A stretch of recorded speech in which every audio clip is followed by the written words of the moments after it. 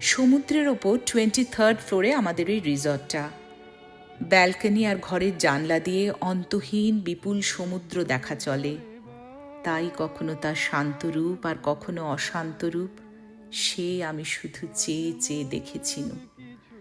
আর মন ভরে ওঠে অপরিসীম এক শান্তিতে।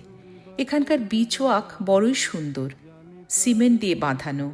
রিসর্ট থেকে সমুদ্রে নামার পথে সুইমিং পুল। পুলের ধারে বা ওই অন্তহীন সমুদ্রের পাড়ে একটা যে কোনো ড্রিঙ্ক নিয়ে সারা দিন কাটিয়ে দেয়া যায়। ছোট্ট আর রিল্যাক্সিং ট্রিপ।